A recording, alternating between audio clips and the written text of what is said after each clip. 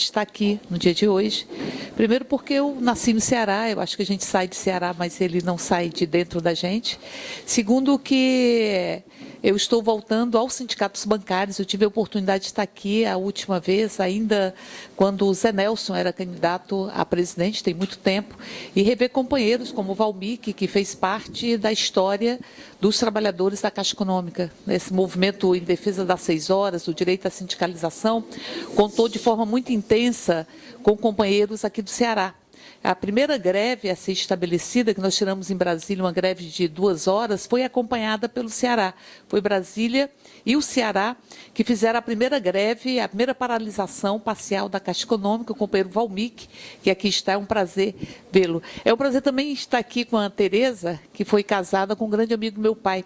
Meu pai era um cearense, morreu cearense, e a coisa que ele mais gostava era dizer que era cearense.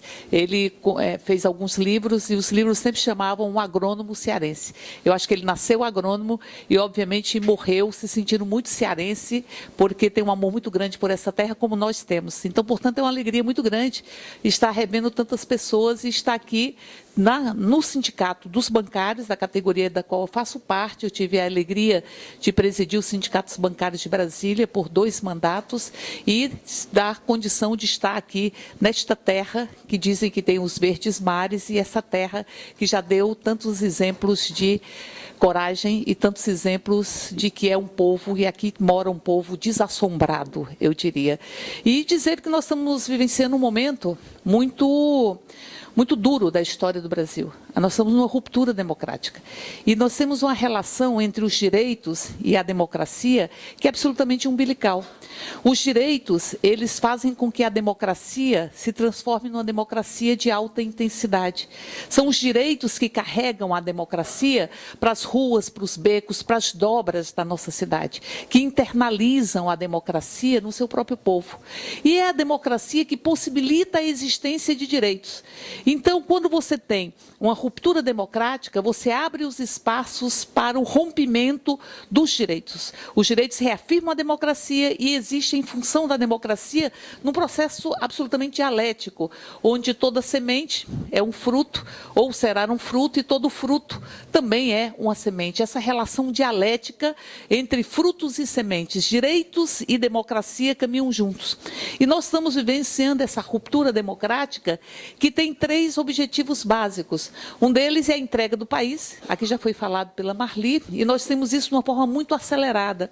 Nós tivemos, nesse período de governo golpista, nós tivemos a entrega do pré-sal, nós tivemos a devolução, ou seja, a entrega de por volta de 100 bilhões de patrimônio nacional para as telecomunicações, nós tivemos a estruturação do processo de desestatização no Brasil, nós tivemos a entrega do papel moeda, ou seja, se aprovou na Câmara que o papel moeda brasileiro ele pode ser feito fora do país e numa empresa contratada sem licitação. Nós também tivemos a entrega das distribuidoras de energia. As distribuidoras de energia que dão lucro.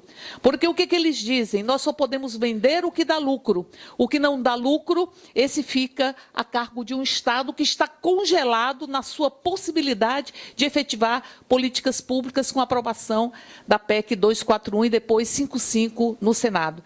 Então, veja, você tem uma entrega do país que se resume, inclusive, no que nós tivemos com a condição de termos fundos públicos de universalização da energia, um dos fundos mais importantes para o projeto como Luz para Todos. E o Luz para Todos, ele diz respeito à nossa vida. Tem coisas que a gente não esquece. A gente não esquece a senhora que chegou para o Lula no interior do Piauí e que disse: olha meu rosto está enegrecido, mas eu não nasci assim. Isso é fuligem de lamparina. E veja o que eu faço com a lamparina hoje. Eu jogo a lamparina fora, porque eu não vou mais precisar de lamparina. Ou a senhora que acendia e apagava a luz de forma constante, intermitente, e alguém perguntou para ela: por que você faz isso? E ela dizia: porque pela primeira vez eu vou ver o rosto do meu filho dormindo. Isso é o projeto Luz para Todos, que levou a energia e a luz para os rincões esquecidos deste país, que este governo quer que continuem esquecidos e que se aprofunde a desigualdade no Brasil. Nós temos 3 fundos, um deles tem mais de 20 bilhões, são fundos públicos de universalização da energia que foram entregues para a iniciativa privada. Isso está acontecendo no Brasil. Isso está acontecendo no Brasil.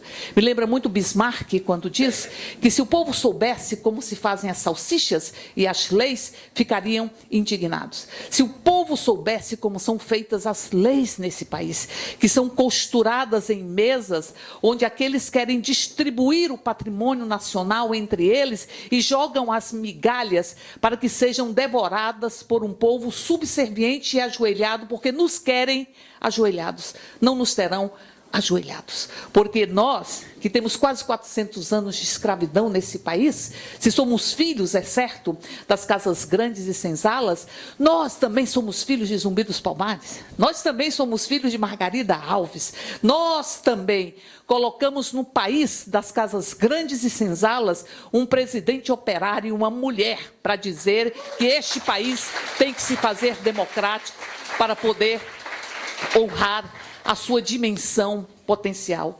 Então, portanto, nós estamos vencendo isso, a entrega do patrimônio nacional e, ao mesmo tempo, a entrega dos direitos, que é parte do pagamento das contas daqueles que construíram nos subterrâneos da República, nos subterrâneos da democracia, o maior golpe que esse país estabeleceu, para que nós tenhamos consciência que um golpe não fica circundado, ele vai esgarçando o tecido social, ele vai se ampliando, e esse golpe que substituiu as fardas por paletós e que substituiu as botas por sapatos de couro e de bico fino, ele está ganhando uma literalidade, tentando caçar a voz do povo brasileiro.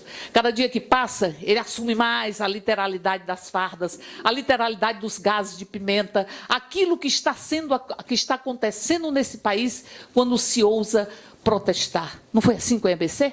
Eles não acabaram com o caráter público da EBC, não tiraram o conselho curador, não fizeram com que o presidente pudesse deixar de ter autonomia e fosse indicado diretamente pelo governo que está instalado no Palácio do Planalto.